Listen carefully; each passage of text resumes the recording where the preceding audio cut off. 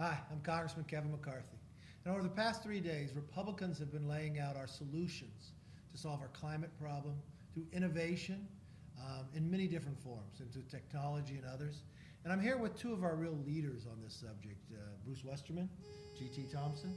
Let me pause while we have our bells to ring, because we work as we do this. We just got back from voting, and they're telling all the other members who haven't voted yet that they need to hurry to the floor and vote. So let's talk a little bit about what's happened for the last 3 days. Don't know if you have some questions for us, if you want us to start. Absolutely. Maybe give us some examples about how the Republican agenda has been different than what we've seen from Democrats with the Green New Deal and the President's infrastructure plan. How are your proposals different, and how do you think they can impact the climate? Want to start, Bruce? Yeah, well, first off, Kevin, it comes down to leadership, and you've been a real leader in this issue, getting out in front of things. And Republicans really have what I say are the most proactive, pragmatic ideas on the environment and on climate. And it's great to work with GT on natural solutions, with me being the ranker on the Natural Resources Committee and GT the ranking member on the Ag Committee. We're looking at how we really leverage those natural solutions to address carbon in the atmosphere, which is what climate all comes down to. So I've reintroduced the bill. You and I are co-sponsors on it, the Trillion Trees Act. I was happy to have you co-sponsor. Yeah, well, I appreciate you giving me that opportunity. But, forestry is obviously something that's near and dear to me, and I say it's the largest scale, most cost-effective tool that we have to address carbon in the atmosphere. So we've got the new improved version of the Trillion Trees Act. We've added some things to it, got a lot more members involved. Today we've got 79 bipartisan co-sponsors and nearly 50 outside groups that are supporting the Trillion Trees Act. You should talk a little about it, because a tree is like the Earth's lungs, right? Tell the viewers a little about this proposal that we have. Yeah, it's something we all learned in junior high life science, photosynthesis. The leaves are up in the air interacting with the atmosphere. Through photosynthesis, they take in carbon dioxide with water. They're in that tiny chloroplast in the leaf. They store the carbon as sugars in the tree, release the oxygen back into the air, like Teddy Roosevelt called them the lungs of the earth.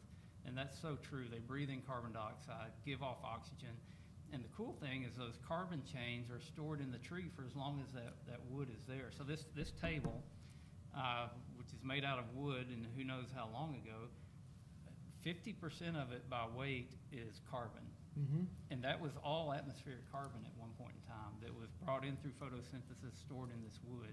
And we want to leverage that. We want to plant a trillion trees. So if we planted a trillion trees, what would that mean out there in a measurement to deal with this climate problem in the environment? So the scientists have done studies on that, and out of Davos, Switzerland, they said that if we planted a trillion trees globally, it would absorb 205 gigatons of carbon, which is 2/3 of the carbon emitted by man since the beginning of the Industrial Revolution. So that's a massive impact on getting that. We're over 400 parts per million of carbon in the atmosphere now. Before the Industrial Revolution, it was down below 300 parts per million. So trees can suck that carbon out of the atmosphere like nothing else can, on a scale that nothing else can, and we can store it in wood products. So, but you know what? A trillion's a big number. Right. But I remember reading about Ethiopia planted more than 300 million trees in one day. Yeah. And didn't use any government money. And the cool thing about it is, trees were replanting themselves before we started growing seedlings in nurseries. Now we know how to grow these seedlings and make them more vigorous so that we plant them and they survive. But sometimes all we have to do is do the proper forest management. The seeds naturally drop out of the trees and reforest themselves. So the trees can actually replant many more trees than we can if we give them an opportunity to do that. Now, GT, you're the ranking member over on Ag, and this is a big part of the 21st century agriculture, what we can do to even grow and innovate.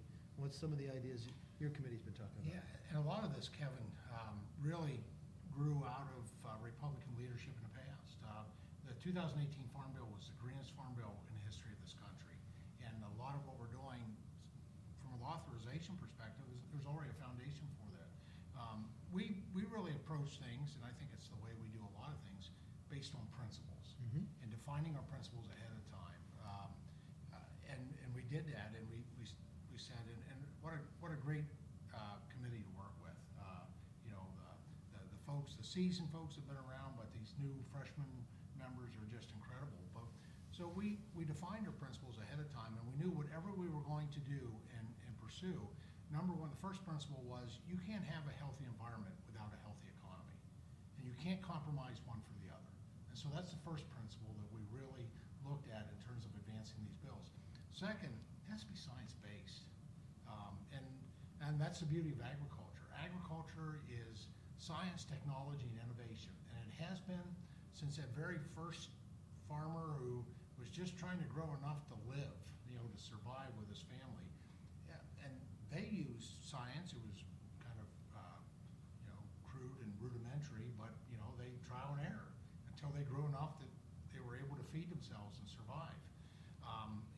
And then the third one was proven, because unfortunately, a lot of the proposals, the counter proposals that we're seeing on the other side are, you know, it's almost like throwing money at the wall and hoping it sticks. There's no science behind it, and yet what we developed really was, we have that record because of, you know, and it was 5 bills that we put together. And a lot of them have their roots within that 2018 Farm Bill, but these are advancements. These are, you know, refinements that we know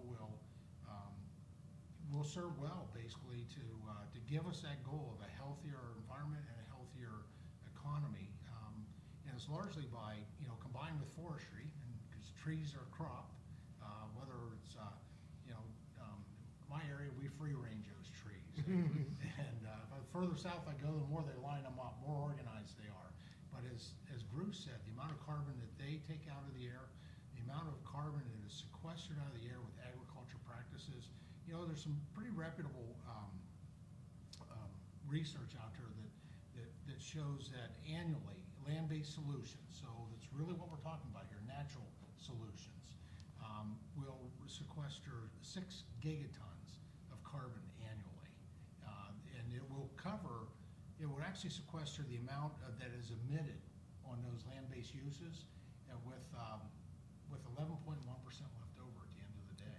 Now, this isn't all what we're talking about to solve No. a problem in the environment, Well, it's a but big these part. are things that are just natural that we could be doing now, because the other thing too is, if this is storing 50% in carbon, you could enhance people to build with wood. Mhm. And you were talking to me about Walmart, one of the corporations, building a whole new campus that way, because you could build taller, higher. Yeah, in Arkansas, we're really pushing this idea of using our forests to make a cleaner, safer, healthier environment.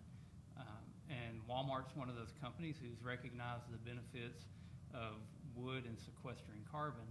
So they announced they're going to build their corporate headquarters. Now, this is for 15,000 people, so think college campus size, all out of mass timber. And they also said they're going to buy it out of mass timber, grown, manufactured, and manufactured into the cross-laminated timber in Arkansas. So they also invested in a factory to make cross-laminated timber panels that will supply not only for their new corporate headquarters, but to many others who want to build with wood. So what does that mean to the environment, though? Yeah, well, the building at Walmart, that's going to mean 17 million pounds of carbon stored in their building. And people say, well, you're cutting trees down, so you're defeating the purpose. No, we're not. I was just with our state forester last week, Joe Fox, who's also the president of the National State Foresters Association. He told me that the forest in Arkansas last year grew 44 million tons of wood. The forest products industry harvested 24 million tons. So in 1 year, the forest increased by 20 million tons in 1 year. That's a net increase. Now, I'm not going to talk about those statistics in your home state because They're so much bigger. they're bigger. It's a bigger land mass, but there's a lot more of your trees going up in smoke in California too. And that's it doesn't- causing problems to the environment themselves. So the Right. management of the forest is so important. Right. And we know that we can have, like GT said, a vibrant, healthy economy and a healthy environment all at the same time. The two are not mutually exclusive. They go hand in hand. And this is just one small element of all the legislation that we have, because technology is gonna allow us, and just going off based on science, with technology today, you could actually capture CO2 from the air, carbon itself. And you could utilize that. I mean, and what we did, we brought in a company that's actually using this today with technology. And when you think for people who are policymakers, you sit back and think, how do I make the environment cleaner than others? Well, you want to knock down those barriers, but you could also create tax incentives so people invest in this and further the benefit of cleaning the environment. Or if you create an incentive to build more with wood, you're storing more carbon. And you would explain at times too is, a younger tree is going to bring in more carbon to store because an older tree is going to get fuller, you would say? Well, it's called the biological growth curve. So Yeah. think of a puppy, think of a baby, think of a plant. They all grow faster when they're young. So when you have young trees, they're growing at a faster rate, which means they're pulling more carbon out of the atmosphere. As a human gets old, we sometimes lose body mass. As a tree gets old, it stops growing as much. Now, there's exceptions to that. The redwoods and giant sequoias out in California. Yeah, don't touch those. No, we don't need to. They're growing actually faster now at 700 and 800 years old. Some of them are than when they were young. It's a kind of a natural phenomena. But we've got so much opportunity, and I'm excited about a new part in the Trillion Trees Act that really ties forestry and agriculture together. It's called biochar, and the cool thing about wood is we often look to the past to learn something we can use for the future. The Incans were making biochar over 1,000 years ago and using it to enhance their agriculture land in the Amazon. You can still go down there and find this biochar in the soil.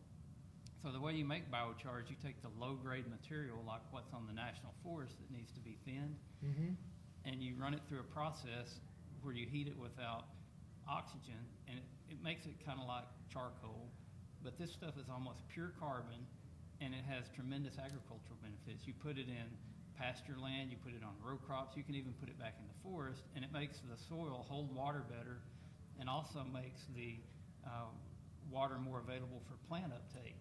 So we've got a biochar section to the Trillion Trees Act, where we'll have demonstration projects around the country. And actually, I'll give California credit, they've done a lot of research on biochar. It works great for specialty crops, fruits and vegetables and things like that. But you've also got a lot of people who are wanting to invest in carbon credits, and the problem is trying to do the accounting on that. But if you give them a product like biochar, you know exactly how many pounds of carbon you're putting on the field, and you know it's going to stay there for hundreds, if not 1,000 years. So they've got something they can invest in that helps farmers out, so it'll increase the return to farming for farmers. And also a byproduct of making biochar is actually biofuel. So you could actually use this in transportation fuels and other things. So it's just another example of how American ingenuity is. That's going to help us solve this problem. Now, do some of our viewers have some other questions you have out there?